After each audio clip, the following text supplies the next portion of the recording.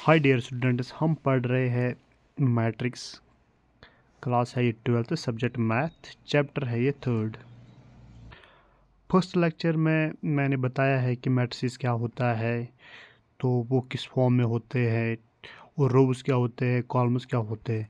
मैं थोड़ा ओवरव्यू दूंगा उसका, उसके बाद कुछ डेफिनेशंस और बताऊंगा।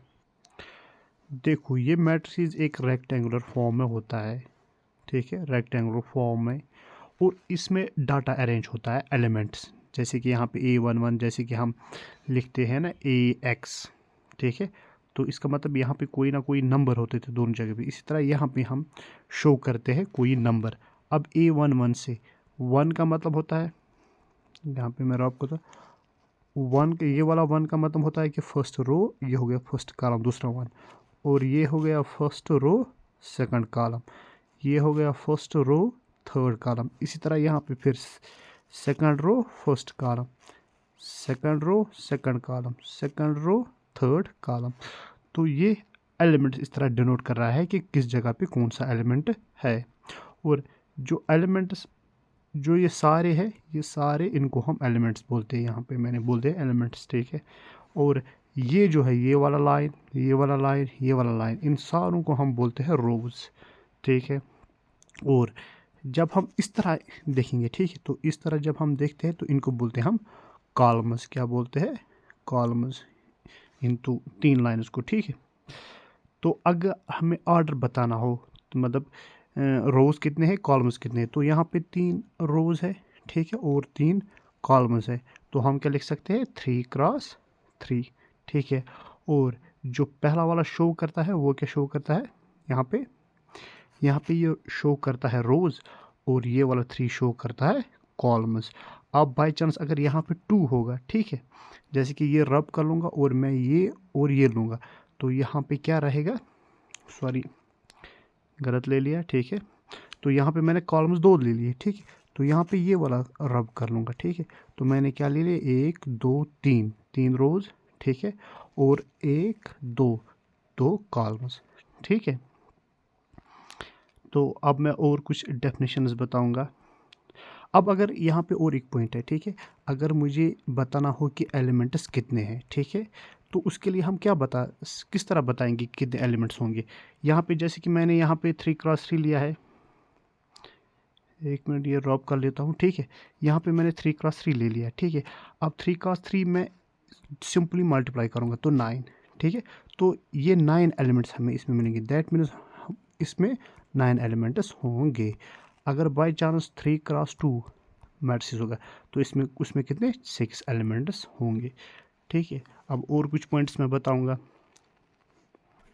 अब यहाँ पे मैंने पॉइंट लिखा है कि अगर number of elements in a matrix बोलना हो तो हम किस तरह बताएंगे। देखो, अगर हमारे पास मैट्रिक्स 2x3 होगा, ठीक है, यानी कि 2 रोज और 3 कॉलम्स, टोटल एलिमेंट्स कितने होंगे? 6, ठीक है। तो यहाँ पे ये मैं ईजी ले रहा हूँ, जैसे कि अगर हमारे पास 7x5, 7 रोज और 5 कॉलम्स, तो हम क्या बताएंगे? 35 एलिमेंट्स होंगे, ठीक है। यहाँ हम लिख सकते हैं कि जैसे कि मैं ले लूँ 8 इंटू 11, ठीक है, 8 रोज 11 कॉलम्स, तो ये 88, ठीक है। यहाँ 8 इंटू 8, 8 रोज 8 कॉलम्स, वो कितने होंगे? 64 एलिमेंट्स, ठीक है। मैट्रिक्स हम किस तरह डिफाइन कर लेते हैं? जैसे कि मैंने ए ले लिया है, ठीक है, मैं इस तरह डिनोट करूँगा AIJ, ठीक है। जो आई जो है वो डिनोट करता है रोज, ठीक है, और जे जो डिनोट करता है वो करता है कॉलम्स। अगर सिंपली शॉर्ट वर्ड्स में मैट्रिक्स बताना हो, ठीक है, यहाँ पे इस तरह और एक ब्रैकेट है। अब अगर आई वेरी करेगा कहाँ से? 1 2 3 से, ठीक है, और जे कहाँ तक कहाँ वेरी कर रहा है? 1 2 समझो, ठीक है। तो मैट्रिक्स किस तरह बनेगा? ठीक है, जैसे कि AIJ, तो अगर मैं ये 1 ले लिया है, तो इसका किससे कंपेयर करूँगा? जे के 1 से, ठीक है। तो A11, फिर क्या लूँगा? यही, और जे में दूसरा एलिमेंट क्या है? 2, तो ये क्या लूँगा? A12, ठीक है। फिर 2 स्टार्ट करूँगा आई वाला, और 1 से बना लूँगा, तो A21, और फिर यही 2 इससे, तो A22। फिर क्या लूँगा, अब यहाँ तक तो 2 ही एलिमेंट है ना, तो 2 ही तक जाऊँगा। फिर 3 का किससे, 3 A31, और फिर ये A32 ये इस तरह मैट्रिसेस बनेगा। ठीक है यहाँ तक। अब इस वाले क्या बोलते हैं हम, नेमिंग ऑफ द एलिमेंट्स। अब इसका मैं डेफिनेशन थोड़ा लिखूंगा और एग्जांपल भी दूंगा। यहाँ पे मैंने मैट्रिक्स लिया है ए, वो किस फॉर्म में लिखेंगे हम, मैट्रिक्स AIJ। अब आई कहाँ से वेरी कर रहा है, 1 से 3 तक, ठीक है, और J 1 to 2, ठीक है। अब अगर मैट्रिक्स बनाना हो यही वाला, ये किस तरह मैट्रिक्स बनेगा, ये तो मैं इस तरह लूँगा, फिर एक एक करके एलिमेंट्स लूँगा, आई वाला और J वाला, ठीक है, जिस तरह मैंने बताया है। तो फिर क्या है, A21, A22, A31, A32, और इसमें कितने रोज है, रोज 3 है, कॉलम्स क्या है 2, तो ये है ऑर्डर इसका। अब अगर एलिमेंट्स बोलने हो तो ये क्या, 2 क्रॉस 3 6, तो 6 एलिमेंट्स होंगे, 1 2 3 4 5 6, तो 6 एलिमेंट्स आ गए। अब हमें और एक पॉइंट है, यहाँ पे मैं लिखूँगा कॉलम मैट्रिक्स क्या होता है।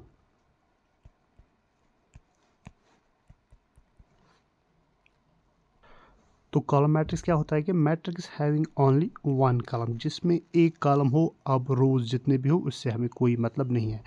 जैसे कि मैं लिखूँगा A, ठीक है, यहाँ पे एक मैट्रिक्स बना लूँगा, ठीक है, तो यहाँ पे मैंने ज़्यादा लंबा डाल दिया है मैंने, ठीक है। तो यहाँ पे मैं जैसे कि लिखूँगा 2 3 5 7 2, ठीक है। तो यहाँ पे रोज़ कितने हैं, रोज़ यहाँ पे 1 2 3 4 रोज़ है, ठीक है। लेकिन ये 2 मैंने ज़्यादा बाहर लिखा है, तो उतना बाहर नहीं लिखना होता है, ठीक है, तो इसी में आना चाहिए।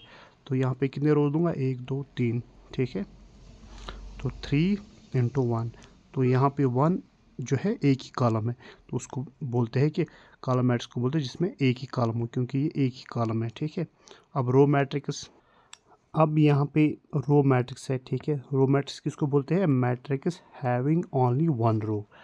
हमें सिर्फ ये मतलब यहाँ पे कि रो एक ही होना चाहिए, कॉलम जितने भी हो उससे हमें कोई मतलब नहीं है। जैसे कि मैं यहाँ पे लिखूँगा, ठीक है, मैं लिखूँगा 5 7 3 11, ठीक है। अब यहाँ पे रो एक ही है, कॉलम कितने, 1 2 3 4, कॉलम 4 है। अब कॉलम से तो मतलब नहीं है, हमें सिर्फ रो से मतलब है कि रो एक ही आना चाहिए, तो 1 × 4 लिखूँगा, ठीक है, तो ये एक ही रो है, तो ये हो गया रो मैट्रिक्स। अब है स्क्वायर मैट्रिक्स। स्क्वायर मैट्रिक्स होता है कि नंबर ऑफ रोज वो नंबर ऑफ कॉलम्स के बराबर होने चाहिए। जैसे कि मैं यहाँ पे एक मैट्रिक्स लूँगा, ठीक है, ए मैंने ले लिया है, तो अगर मैंने एक ही एलिमेंट ले लिया तो ये एक ही रो है और एक ही कॉलम भी है, ठीक है। तो यहाँ अगर मैं लूँगा और एक मैट्रिक्स, ठीक है, 1 2 3 4, ठीक है, यहाँ पे 2 रोज 2 कॉलम्स है, ठीक है, यहाँ पे मैं क्रॉस सही से डालूँगा। तो इसी तरह और एक है, जैसे कि 1 7 5 7, ठीक है, 3 4 2, तो क्या ये स्क्वायर मैट्रिक्स है, क्योंकि इसमें 2 रोज है 3 कॉलम्स है, ये स्क्वायर मैट्रिक्स नहीं है, ये भी है ये भी है। तो इस चीज़ का खास ख्याल रखो कि स्क्वायर मैट्रिक्स होता है कि number of rose number of columns होने चाहिए, ठीक है, जैसे कि रोज 2 है, कॉलम्स भी 2 होने चाहिए। अब है डायगोनल मैट्रिक्स। तो डायगोनल मैट्रिक्स क्या होता है कि जो नॉन डायगोनल एलिमेंट्स है वो 0 हो, और जो डायगोनल एलिमेंट्स हैं वहाँ पे कोई ना कोई वैल्यू हो। फॉर एग्जांपल यहाँ पे मैं लूँगा, तो यहाँ पे मैंने मैट्रिक्स ले लिया है, जैसे कि 2, फिर यहाँ पे 0 0 0 7 0 और 0 0 5, जैसे कि मैंने ले लिया यहाँ पे इस तरह, ठीक है। अब ये वाला पोर्शन जो है ये है नॉन डायगोनल। क्या है, non diagonal elements, non diagonal elements. तो इसी तरह ये पोर्शन जो है, ठीक है, ये भी है नॉन डायगोनल एलिमेंट्स।